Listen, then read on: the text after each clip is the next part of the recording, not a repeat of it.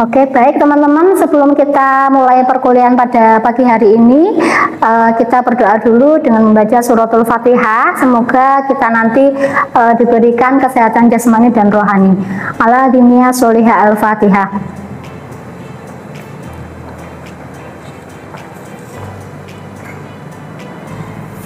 Oke, baik teman-teman, gimana kabarnya hari ini? Sehat semua ya? Ada yang kurang fit? Tidak, sehat semua, alhamdulillah. Baik, hari ini kita bertemu di mata kuliah biopsikologi. Temanya untuk hari ini sistem syaraf. Nah, agar lebih semangat, kita coba ice breaking dulu ya sebentar ya. Nanti biar teman-teman dalam proses pembelajaran ini lebih semangat dan lebih aktif. Siap ya teman-teman? Siap. Oke.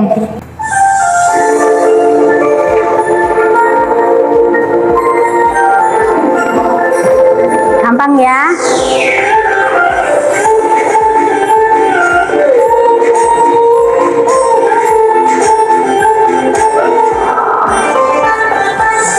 Lebih cepat lagi.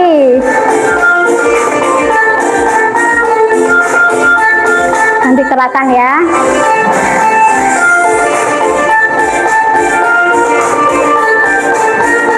Lebih cepat ya. Saya juga gak sulit. Konsentrasi. Baik, hari ini kita akan membahas tentang sistem saraf. Nah, sebelumnya di pertemuan yang kedua kemarin kita sudah bahas tentang pengantar biopsikologi ya, dan sejarah perkembangannya seperti apa, kemudian itu pembagian dari biopsikologi seperti apa. Nah, hari ini adalah materi kelanjutan dari materi yang kemarin, yaitu tentang sistem saraf. Yang pertama mungkin saya ingin tahu dulu nih dari teman-teman, apa sih yang kalian ketahui tentang sistem saraf. Kita sering kali ya bilang sarafnya dia lagi error gitu ya, kamu saraf kayak gitu ya. Sering sekali kita mengatakan ini ya, kata-kata sistem saraf ini. Kira-kira dari teman-teman apa sih yang kalian ketahui tentang sistem saraf itu? Siapa yang mau berpendapat? Mengelola gerakan. Oke, betul sekali. Ya, betul sekali. Ada yang lain kira-kira selain dia mengatur gerakan tubuh, kira-kira apa? Untuk mengontrol dan mengkoordinasikan tubuh. Oke, betul sekali Mbak. Siapa Mbak namanya? Betul. Saya jelaskan dulu untuk capaian pembelajaran untuk tema sistem syaraf ini adalah teman-teman nanti diharapkan memahami perkembangan teori dasar biologi terkait dengan perilaku baik yang sifatnya terbuka maupun yang tertutup, gitu ya. Kemudian tadi sudah ada yang berpendapat gitu ya, bahwa sistem syaraf adalah yang mengontrol tubuh, kemudian yang mengendalikan tubuh. Yang fungsinya apa? Melakukan pengaturan kegiatan tubuh dengan cara mengirimkan pesan-pesan atau informasi dan tanggapan atau reaksi. Bentuknya apa? Bentuknya adalah pesan elektrik. Pesan elektrik itu apa? Sinyal listrik. Jadi di dalam tubuh kita itu ada sinyal listrik. Nah, contohnya apa sih kira-kira? Contohnya apa?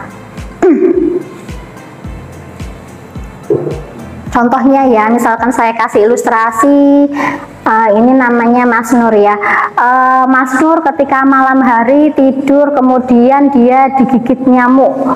Kemudian yang dilakukan Mas Nur, dia menggaruk, misalkan yang digigit kaki kiri gitu ya, menggaruk kaki kirinya karena gatal digigit nyamuk. Kira-kira siapa yang ngasih tahu Mas Nur kok yang digigit nyamuk itu kaki kiri? Yang kasih tahu siapa? sistem syaraf, betul sekali. Jadi sebenarnya semua aktivitas kita itu semuanya dikendalikan oleh sistem syaraf.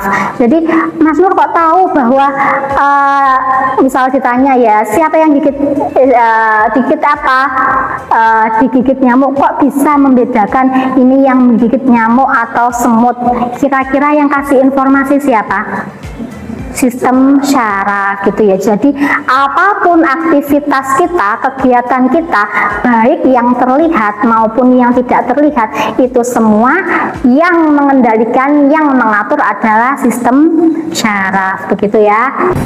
Oke, baik teman-teman, kira-kira apa fungsinya kita sebagai mahasiswa psikologi gitu ya, mempelajari bagian sistem syaraf ini? Apa kira-kira?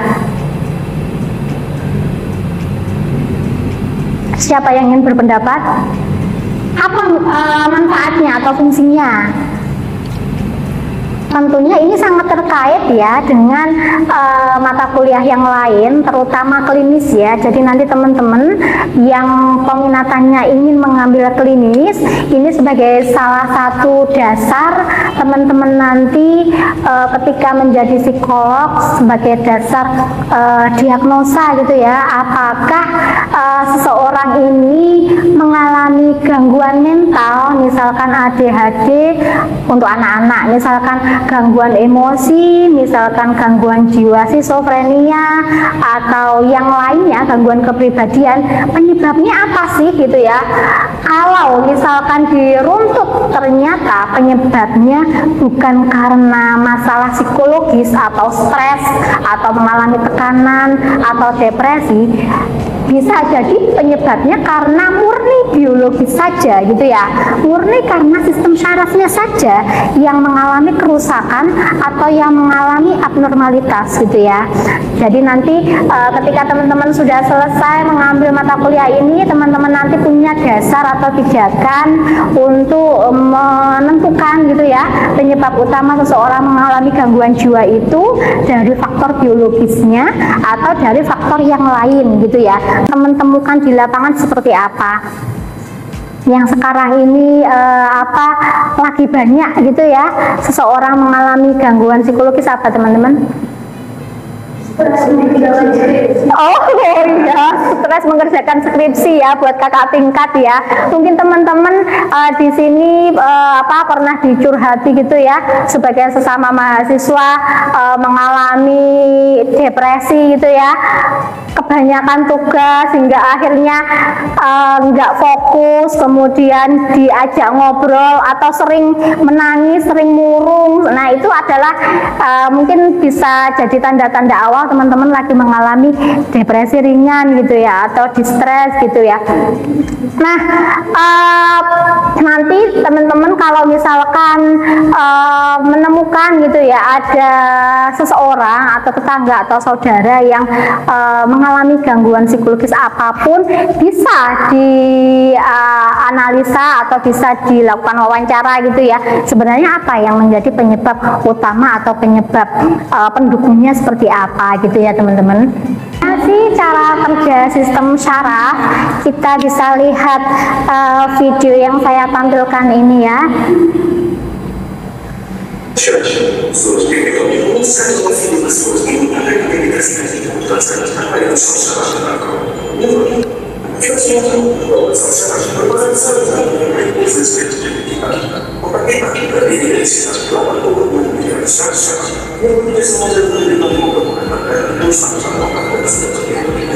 Gracias.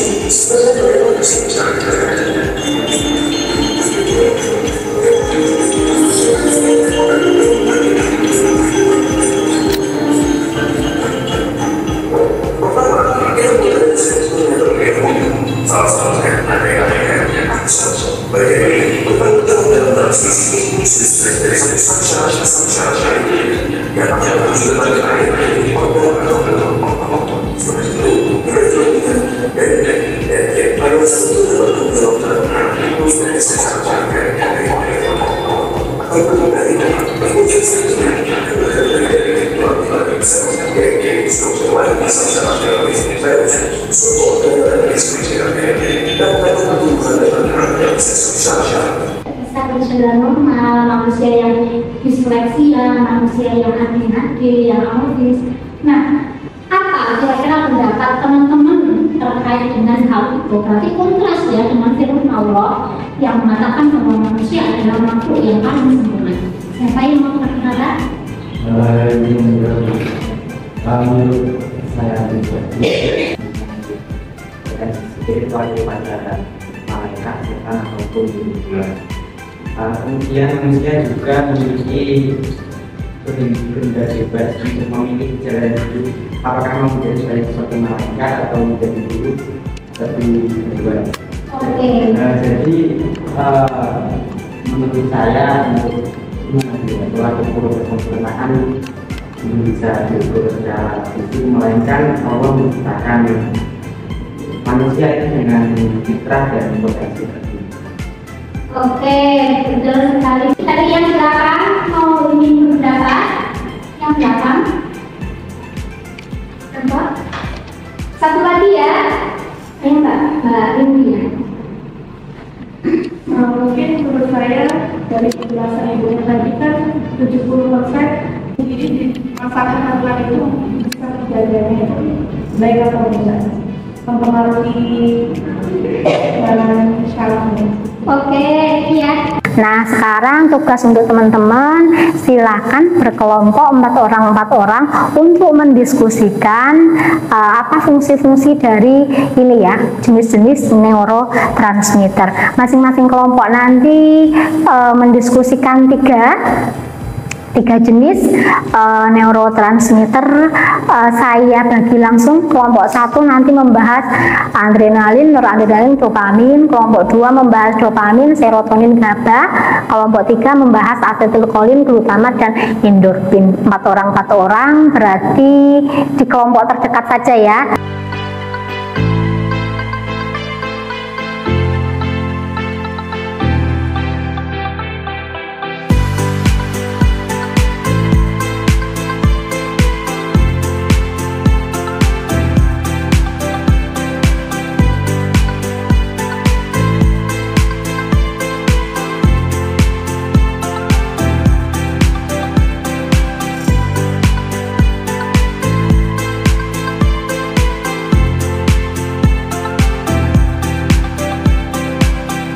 Untuk ayat proses penciptaan alam semesta, redaksinya ini ya, saya bacakan singkat. Dua bulan lagi kalau samawati wal ardi fi sittati ayyam, ini surat Al-Hud ayat 7. Sesungguhnya kalau kenapa kami menciptakan manusia gitu ya, kenapa nggak pakai dia?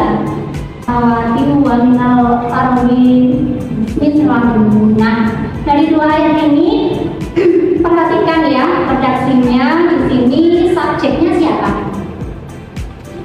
Subjeknya adalah dua itu dia ya. Yang ini juga langsung subjeknya adalah Allah saja gitu ya. Banyak orang atau beberapa orang dia mengalami gangguan psikologis yang disebabkan karena ada bagian otaknya yang mengalami abnormalitas. Nah, dari sini mungkin kita bisa ngambil pelajaran gitu ya, ketika kita menemui banyak sekali ragam individu gitu ya, dengan berbeda cara berpikirnya, berbeda kepribadiannya. Dari sini kita harus memiliki toleransi ya, atau memiliki rasa solidaritas, di mana dari materi ini bisa kita ambil pelajaran gitu ya, bahwa ketika ada bagian otak yang bermasalah gitu ya, yang kemudian menyebabkan